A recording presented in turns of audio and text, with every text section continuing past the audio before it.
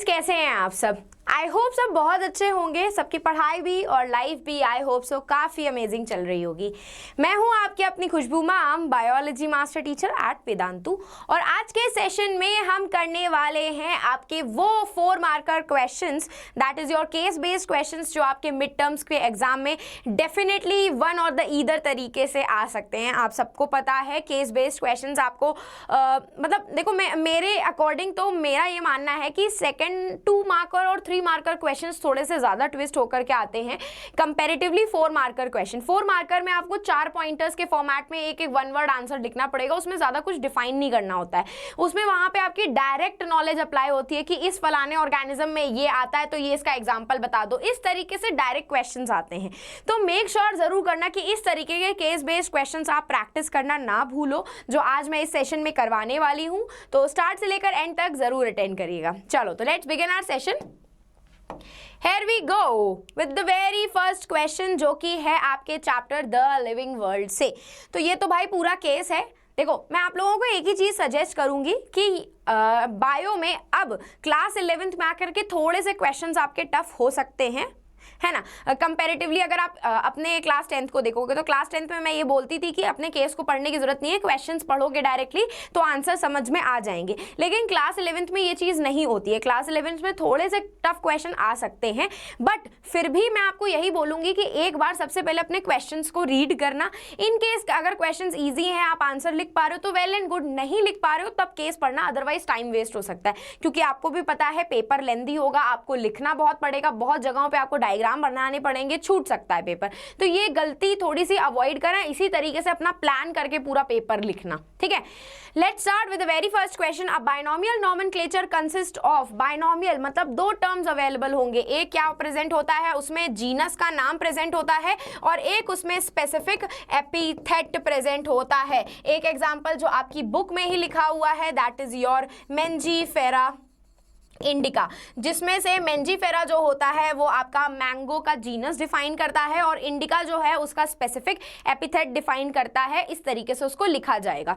Binomial nomenclature is given by your Carolus Linnaeus ji, हमारे father of modern taxonomy ji ने दिया था। Name the book written by the Carolus Linnaeus. Species Plantarum, Species Plantarum, जिसमें उन्होंने इतने सारे प्लांट स्पीशीज का नामकरण किया था। तो स्पीशीज प्लांटेरम उन्होंने बुक लिखी थी जहां पे उन्होंने सबसे पहली बार बहुत सारे प्लांट स्पीशीज का नामकरण किया था। एंड बायनोमियल नोमेनक्लेचर क्या है? ये हमारे टेक्सोनॉमी का एक ऐसा सिस्टम माना जाता है जिसको हम यूज करके किसी भी ऑर्गेनिज्म को क्या करते हैं, साइंटिफिक नेम प्रोवाइड करते हैं। उस साइंटिफिक नेम में क्या होता है, एक आपका जीनस नेम होता है जैसे कि मैंने आपको लिख करके बताया, और एक आपका क्या होता है, स्पेसिफिक एपिथेट होता है। इसके बहुत सारे रूल्स होते हैं, जैसे कि इसको हम लोग लैटिन लैंग्वेज में लिखते हैं, ठीक है, क्योंकि लैटिन लैंग्वेज जो थी आपकी डेड लैंग्वेज थी, आपके टाइम पे उसे कोई यूज नहीं करता है और ना ही उसमें कोई चेंजमेंट देखने के लिए मिलती है। दूसरी चीज, आपको इसको इटैलिक्स में लिखना पड़ेगा अगर आप इसको कंप्यूटर में टाइप कर रहे हो, या फिर आप इसको अगर हैंड रिटन लिख रहे हो तो it should be separately underline. हर एक जो वर्ड होगा वो आपका सेपरेटली अंडरलाइन होगा, ठीक है। उसमें से जीनस जो होता है, जीनस का फर्स्ट वर्ड हमेशा कैपिटल रहता है, जबकि स्पीशीज का फर्स्ट वर्ड हमेशा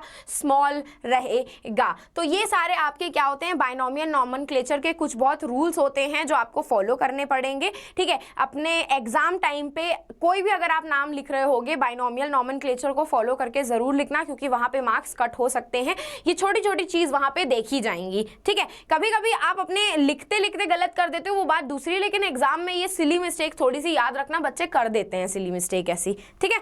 चलो मूविंग अहेड, तो ये रहा आपका एक जेनरिक नेम होता है जीनस नेम और दूसरा होता है स्पेसिफिक एपिथेट। कैरोलस लीनियस जी ने डिफाइन किया था। स्पीशीज प्लांटेरम बुक जो उन्होंने कैरोलस लीनियस जी ने लिखी थी। एंड बायनोमियल नोमेनक्लेचर आपका बायोलॉजिकल सिस्टम का वो पार्ट है जहां पे हम ऑर्गेनिज्म का नेमिंग करते हैं। 2 टर्म से मिलकर के बना होता है। First term defines the genus and the second term defines the specific epithet, जैसे कि मेंजीफेरा इंडिका। अब ये गलत लिखा हुआ है, क्यों? क्योंकि it should be written in italics, it should be written in italics. और यहाँ पे आप लोगों को अपना एब्रीविएटेड फॉर्म में उस साइंटिस्ट का नाम लिखना पड़ेगा जिसने ये बायनोमियल नोमेनक्लेचर दिया था। हमारे कैरोलस लीनियस जी ने दिया था, तो लिन हम लिखते हैं, और लिन जो होता है ये इटैलिक्स में नहीं जाएगा, ये आपका सिंपल लैंग्वेज में ही जाता है और एक डॉट लग जाता है, ठीक है। और ना ही जब हम लिखते हैं तो हम इसको अंडरलाइन करते हैं। तो ये चीज़ें कुछ बहुत आपको बाइनोमियल नॉमेनक्लेचर के रूल्स को ध्यान में रखनी पड़ेंगी, ठीक है। Moving ahead with the next, और ये है आपके बायोलॉजिकल क्लासिफिकेशन का केस बेस्ड क्वेश्चन, ठीक है। चलो, तो भाई इतना बड़ा है, ये तो हम रीड करने लायक नहीं है, लेकिन एक बार क्वेश्चंस पढ़ते हैं। इन केस अगर हमें क्वेश्चंस नहीं आए तो हमें इसको पढ़ना पड़ जाएगा, ठीक है। Let's start with the questions first. तो वो बोल रहा है कि ब्रेड मोल्ड फंगस हम किसे कहते हैं। अब भाई ब्रेड मोल्ड फंगस तो हम अपने 10th क्लास से पढ़ते हुए आ रहे हैं, किसको बोलते हैं, राइजोपस को बोलते हैं, which belongs to the phycomycetes. Phycomycetes group से बिलोंग करती है आपकी ये फंगस, ठीक है। Ascomycetes fungus are characterized by the presence of fruiting body. किस तरीके की प्रेजेंस होती है, सैक लाइक, जिसको हम एस्कस बोलते हैं। एस्कस फ्रूटिंग बॉडी उनके अंदर प्रेजेंट होती है, ठीक है। What is meant by N isogamous gametes. Anisogamous में मैंने आपको बताया था they should be dissimilar in size, ठीक है। कैसे होते हैं, they should be dissimilar in size, size में डिसिमिलर होते हैं, बट उनके पास क्या होता है, या तो फ्लैजिला प्रेजेंट होगा या तो वो नॉन फ्लैजिलेटेड होंगे, ठीक है। इस तरीके से छोटा होगा, फ्लैजिला होगा, और इस तरीके से बड़ा होगा और उसमें फ्लैजिला होगा। This is the anisogamous. सिर्फ साइज में डिसिमिलैरिटी देखने के लिए मिलती है, अदरवाइज दोनों पे फ्लैजिला प्रेजेंट भी हो सकता है, दोनों पे फ्लैजिला एब्सेंट भी हो सकता है। Name the fungi which is commonly known as smut fungi. Smut fungi हम किसे कहते हैं, यूस्टिलेगो। यूस्टिलेगो को बोलते हैं हम smut fungi. Give reason why the ascomycetes are termed as sac fungi. तो मैंने आप लोगों को जब फंगस पढ़ाया था तब मैंने बताया था कि एस्कोमाइसिटीज की जो फ्रूटिंग बॉडी होती है ना, वो बोरे जैसी होती है, बोरा। सैक जो होता है, सैक बोरा जैसी होती है, तो वो फ्रूटिंग बॉडी का शेप सैक लाइक होने की वजह से हम एस्कोमाइसिटीज को सैक फंगाई के नाम से जाने जाता है, मतलब सैक फंगाई के नाम से हम इसको बोलते हैं, ठीक है। तो भाई बेसिडियोमाइसिटीज नहीं होता है, ये फाइकोमाइसिटीज होगा आपका, और राइजोपस होता है।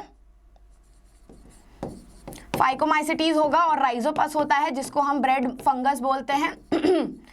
प्रेजेंस ऑफ एस्कस प्रेजेंट होती है एस्कोमाइसिटीज में। गैमीट्स जिनकी मॉर्फोलॉजिकल फीचर्स डिफरेंट होती हैं, that are termed as an isogamous gametes. Ustilago को हम लोग स्मट फंगाई बोलते हैं। And fungus which belongs to the phylum ascomycetes sac like structure produce करते हैं, जिनको हम एस्काई बोलते हैं, which are involve in the production of ascospores, जो कि आपके टाइप ऑफ सेक्सुअल स्पोर्स हैं। यही रीजन से हम क्या करते हैं, एस्कोमाइसिटीज को सैक फंगाई बोलते हैं, ठीक है जी, समझ में आया।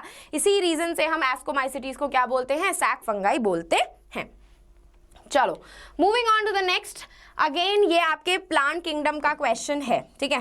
पहले अब हम क्या करेंगे, पहले हम लोग डायरेक्ट ना क्वेश्चंस रीड करते हैं। इन केस अगर हम लोगों को क्वेश्चन नहीं आया तो फिर हम लोग इसका क्या था, केस देखेंगे, ठीक है। लेकिन let me drink some water.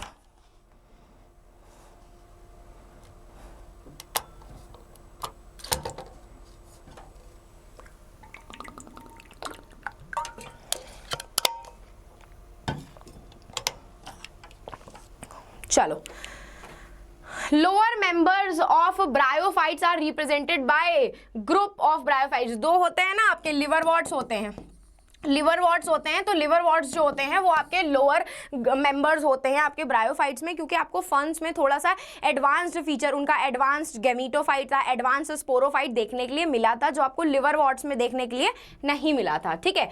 In bryophytes capsules which produces spores represents, क्या रिप्रेजेंट करता है कैप्सूल, मैंने आपको बताया था ये होता है कैप्सूल सीटा, and this is foot. Foot सीटा कैप्सूल प्रेजेंट होता है, और ये क्या होता है, this is the sporophyte of bryophyte. Sporophyte of bryophyte जो कि पार्शियली अटैच्ड होता है, it is partially dependent on gametophyte, क्योंकि इसके पास खुद का फोटोसिंथेसिस करने की कैपेबिलिटी नहीं होती है। तो ये आपके गैमीटोफाइट के ऊपर डिपेंडेंट होता है, क्या करने के लिए, थोड़ा बहुत मतलब अपना न्यूट्रिएंट्स एब्जॉर्ब करने के लिए, ठीक है। Define rhizoids and give its functions. अब देखो भाई, ब्रायोफाइट्स आपके बहुत ही प्रॉपरली डिफाइंड प्लांट्स तो है नहीं, तो इनके पास ना रूट लाइक स्ट्रक्चर्स प्रेजेंट होते हैं। They have root like structures. ये रूट लाइक स्ट्रक्चर्स को ही हम क्या बोलते हैं, राइजोइड्स बोलते हैं। और ये आपके यूनिसेलुलर होते हैं लिवरवॉर्ट्स में, और मल्टीसेलुलर होते हैं आपके मॉसेस में। एंड यही राइजोइड्स जो होते हैं उनके गैमीटोफाइट्स को ना क्या अटैच होने में, सॉइल से हेल्प करते हैं, सबस्ट्रेटम से अटैच होने में मदद करते हैं, और यही आपके न्यूट्रिएंट्स और वाटर और मिनरल्स का एब्जॉर्प्शन भी करते हैं। मैंने कहा ना रूट लाइक स्ट्रक्चर, तो जैसा रूट का फंक्शन होता है ना, सिमिलरली वैसा ही फंक्शन आपके राइजोइड्स परफॉर्म करते हैं। And list the name of the male and the female sex organ present in bryophytes and what they produce. तो मेल सेक्स ऑर्गन को हम क्या बोलते हैं? एंथ्रीडियम बोलते हैं, एंथ्रीडियम बोलते हैं, जो कि आपका क्या बनाता है? बाइफ्लैजिलेटेड एंथ्रेजॉइड्स की फॉर्मेशन करता है। क्या करता है? बाइफ्लैजिलेटेड एंथ्रेजॉइड्स की फॉर्मेशन करता है। और क्या प्रेजेंट होता है? आर्कीगोनियम प्रेजेंट होता है, जो कि क्या बनाता है? आपका फीमेल ऑर्गन, फीमेल गैमीट बनाता है, जो कि एक ही होती है, फ्लास्क शेप होती है इनकी गैमीट। इनकी गैमीट जो होती है फीमेल गैमीट, वो फ्लास्क शेप होती है। Name the group of the plant kingdom which are commonly called amphibians of the plant kingdom and why. Bryophytes को हम amphibians of the plant kingdom बोलते हैं, क्योंकि जैसे एम्फीबियंस होते हैं ना, पानी में और लैंड में दोनों में रहते हैं, लेकिन जब उनको फर्टिलाइजेशन करवाना होता है तब उनको पानी की जरूरत होती है, क्योंकि वो एग लेइंग एनिमल्स होते हैं, और एग लेइंग में उनको पानी की जरूरत होती है, ताकि उनके पानी ना होने की वजह से उनके एग्स ड्राई ना हो जाए और खराब ना हो जाए। तो वो पानी में जाकर के, जैसे फिशेस हो गई आपकी, तो ये पानी में जाकर के एग्स देती हैं आपकी। तो ये क्या फिशेस एम्फीबियंस तो नहीं हो गई, बट हाँ एम्फीबियंस जो होते हैं आपके, वो पानी में जाकर के एग को ले करते हैं, और वो पानी में जो एग्स होते हैं उसी पानी को मीडियम बना करके स्पर्म उस एग को फर्टिलाइज करता है, और वहां से आपका नया उनका एम्फीबियन डेवलप होता है। तो यही सेम चीज ना ब्रायोफाइट्स में देखी जाती है। भले आपके ये टेरेस्ट्रियल होते हैं, आपको लैंड पे मिल जाएंगे, है ना, लेकिन मैंने आपको बताया था अगर इन्हें अपनी सेक्सुअल फर्टिलाइजेशन कंप्लीट करनी है या फर्टिलाइजेशन कंप्लीट करनी है, तो इन्हें पानी की जरूरत होती है, जिसके थ्रू इनका एंथ्रेजॉइड्स जो होता है वो मूव करके आर्कीगोनियम तक जाता है, वहीं पे ही आपकी फर्टिलाइजेशन होती है। तो देखो, रहते प्लांट रहते जमीन पे हैं, टेरेस्ट्रियल है, लेकिन पानी की जरूरत होती है फर्टिलाइजेशन करने के लिए, तो इसीलिए इन्हें amphibians of the plant kingdom बोला जाता है। तो bryophytes are the amphibians of the plant kingdom. Lower members liverworts होते हैं, स्पोरोफाइट होता है जिसमें कैप्सूल की प्रेजेंस होती है।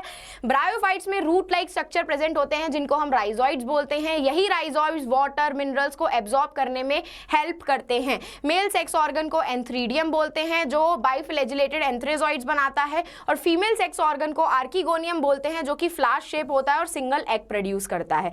जबकि ब्रायोफाइट्स जो होते हैं उनको amphibians of the plant kingdom बोलते हैं, क्योंकि ये टेरेस्ट्रियल तो होते हैं, लेकिन इनको पानी की जरूरत होती है अपनी सेक्सुअल रिप्रोडक्शन की लाइफ साइकिल कंप्लीट करने के लिए।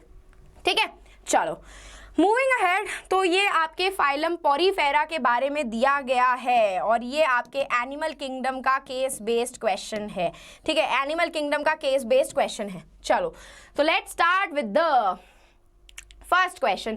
Spongy seal is lined by special cells. तो ये पोरीफेरा जो होते हैं उनको ही स्पॉन्जो सील बोलते हैं। दे आर लाइंड बाय, किससे लाइंड होते हैं? देखो, अब ये तो आप लोगों को यहाँ से देखना पड़ेगा, मैम को भी अगर आपको नहीं पता तो यहाँ पे लिखा हुआ है कि स्पॉन्जेस हैव वाटर ट्रांसपोर्ट और canal system, osculum, central cavity osculum present होती है, कोआनोसाइट्स प्रेजेंट होते हैं। कोआनोसाइट्स नाम के सेल्स होते हैं जो आपके स्पॉन्जो सील्स में प्रेजेंट होते हैं, जिनको हम कोलार सेल्स भी बोलते हैं। They lines the spongocoels and the canals. ठीक है, तो फर्स्ट आंसर क्या हो गया आपका? Choanocytes. Dash are minute openings present on the body of sponges through which water enters into the body cavity. Just अभी मैंने बताया ऑस्टियो की प्रेजेंस होती है, यही आपके पोर्स होते हैं जिसके थ्रू पानी जो है स्पंजेस के अंदर एंटर करता है। ठीक है, define cnidocytes and give its functions. तो निडोसाइट्स जो होते हैं they are the specialised cells जो आपके निडेरिया वाले फाइलम में आपको देखने के लिए मिल जाएंगे। ठीक है, ये आपके निडेरिया जो फाइलम होती है ना, उसका स्पेशलाइज्ड स्ट्रक्चर है, उनका स्पेशलाइज्ड फीचर है, कैरेक्टरिस्टिक है। Name the body form occurs in cnidarians with examples. तो पॉलिप्स एंड मेड्यूसा नाम की बॉडी स्ट्रक्चर इनके अंदर प्रेजेंट होती है। मेड्यूसा में जैसे कि जेलीफिश नहीं होती, जेलीफिश कैसी होती है वैसा शेप होता है, और पॉलिप्स का जो शेप होता है ना वो हाइड्रा की तरह होता है। हाइड्रा इसका एग्जाम्पल है। तो हाइड्रा होता है सिलेंड्रिकल होते हैं, मेड्यूसा में अम्ब्रेला शेप्ड होते हैं जैसे कि ऑरिलिया या फिर जेली फिश। ठीक है। नेक्स्ट क्या पूछा है, what is spongocoel? Spongocoel is lined by the special cells called choanocytes. ये आपकी कैविटी होती है, इंटरनल कैविटी होती है जो ओपन होती है ऑस्कुलम के थ्रू। तो स्पंजी सील, स्पंजेस जो होते हैं उनके अंदर जो कैविटी प्रेजेंट होती है उसी को स्पंजोसील बोलते हैं। उनके अंदर कॉर्नोसाइट्स, कोलार सेल्स नाम के सेल्स प्रेजेंट होते हैं और एक कैविटी प्रेजेंट होती है जो कि ऑस्कुलम के थ्रू बाहर ओपन होती है। ठीक है, ये हो गया आपका एनिमल किंगडम। देखो अब यहाँ पे मैं सबसे फर्स्ट वाले में अटक गई तो मुझे केस पढ़ना पड़ा। यही सेम चीज मैं आपको भी बोल रही थी, कभी कभी क्वेश्चन टफ आएंगे, तो अगर आप लोगों को क्वेश्चन का आंसर नहीं पता है तो एक बार आपको केस रीड करने की जरूरत पड़ जाएगी। लेकिन अगर आपको क्वेश्चंस के आंसर डायरेक्टली आते हैं तो आपको केस पढ़ने में टाइम वेस्ट नहीं करना चाहिए, क्योंकि आपका क्वेश्चन पेपर लेंदी होगा, आपका टाइम वेस्ट हो सकता है। ठीक है, चलो moving ahead with the next. तो भाई देखो आप लोगों को एक चीज बता दूं, अभी मैंने बोला कि आपको जितने ज्यादा से ज्यादा हैं क्वेश्चंस प्रैक्टिस करने हैं, क्योंकि आपका पेपर भी टफ आ सकता है और आपको नहीं पता कि क्लास 11th में कहां से कैसे क्वेश्चन फ्रेम होकर के आ सकते हैं। आपके पास भर भर के डिटेल्स प्रेजेंट है उस एनसीईआरटी की बुक में। तो आपके लिए हम सब लेकर के आए हैं मिड टर्म के फ्री रिसोर्सेज। ये ना बिल्कुल फ्री रिसोर्सेज हैं, कुछ करने की जरूरत नहीं है, बस आपको अपने सेशन के डिस्क्रिप्शन बॉक्स में विजिट करना पड़ेगा। वहां पे आपको एक लिंक दिखेगा, download class 11 mid term free resources with solution. इस लिंक पे बस क्लिक कर देना, आपको ये पीडीएफ ओपन होकर के आ जाएगी। इसी पीडीएफ पे जब नीचे स्क्रॉल करोगे तो ये लिंक दिखेगा, इस लिंक पे क्लिक करना, ये देखो, एंड ये खुल गई आपकी पूरी एक्सेल शीट। ये एक्सेल शीट में आपके फिजिक्स के 5 मॉक टेस्ट पेपर, मैथ्स के 5 मॉक टेस्ट पेपर, केमिस्ट्री के 5 mock test paper and even bio के 5 मॉक टेस्ट पेपर अवेलेबल है, जो कि बिल्कुल फ्री ऑफ कॉस्ट है। मतलब यहाँ पे क्वेश्चंस के साथ साथ आंसर्स भी अवेलेबल है, वो भी डिटेल में। मतलब किस तरीके से आपको आंसर्स अपने एग्जाम में लिखने पड़ेंगे, पॉइंटर्स वाइज कैसे क्या लिखना है, सब कुछ इसमें मेंशन है। अगर आपको भरोसा नहीं है तो मैं आपको ओपन करके दिखा देती हूँ। ये देखो, ये आपका एक पेपर मैंने ओपन करके दिखाया, ये आप यहाँ से डाउनलोड कर सकते हो। ठीक है, ये देखो आंसर्स प्रेजेंट है, सब में आंसर्स गिवन है। ये देखो, दिखाऊं, ये देखो, ये रहे आंसर्स, लुक आंसर्स, सारे आंसर्स दिए हुए हैं कि आपको किस तरीके से आंसर्स अपने एग्जाम में लिखने पड़ेंगे। तो मेक श्योर जरूर करना कि इन सबको आप डाउनलोड कर लो, प्रैक्टिस करो, जितना हो सकता है प्रैक्टिस करोगे तो आप ही का फायदा होने वाला है। ठीक है, चलो moving ahead with the next question. ये आपके चैप्टर 5 का केस बेस्ड है, चैप्टर 5 का, that is morphology of flowering plants. Let's start. The arrangement of veins and the veinlets in the lamina of the leaf is termed as venations. Reticulate and parallel venation पढ़ा था। Reticulate ऐसे parallel में लंबी लंबी lines होती हैं और reticulate में से पंजे जैसी लाइंस प्रेजेंट होती हैं। ठीक है, ये हो गई reticulate, this is parallel venation. The leaf attached to the stem by a leaf base and bear 2 lateral small leaf-like structure termed as stipules. उसको हम stipules बोलते हैं। ठीक है जी। Explain different parts of typical leaf. कुछ भी लिख सकते हो, petiole लिख सकते हो, लैमिना लिख सकते हो आप लोग, और जो वेनेशंस प्रेजेंट होती हैं वो लिख सकते हो। जैसी जिसकी श्रद्धा वैसे ही उसकी आंसर आप लोग लिख सकते हो। यहाँ पे 3 टिपिकली मेंशन है तो 3 लिख देना, 4 मेंशन करने होंगे तो 4 लिख देना, जैसी जिसकी श्रद्धा बढ़िया से मेंशन कर लेना। ठीक है, चलो, तो this is the end of our session. तो बस अब जाते जाते आपको कुछ करने की जरूरत नहीं है, टेलीग्राम चैनल को ज्वाइन कर लीजिएगा ताकि कोई भी आपकी माइन्यूट डिटेल्स आपसे मिस आउट ना हो जाए। और इन केस अगर आपको मुझे पर्सनली रीच आउट करना है तो आप मुझे इंस्टाग्राम पे रीच आउट कर सकते हैं। एंड अब बस जाते जाते मैम के सेशन को लाइक कर दीजिएगा और चैनल को सब्सक्राइब करना बिल्कुल भी मत भूलिएगा, क्योंकि क्लास 11th की बायो पे फोकस यही होने वाला है। तो हम फिर मिलेंगे चलते चलते ऐसे ही नेक्स्ट अमेजिंग सेशन में। तो bye guys and take care.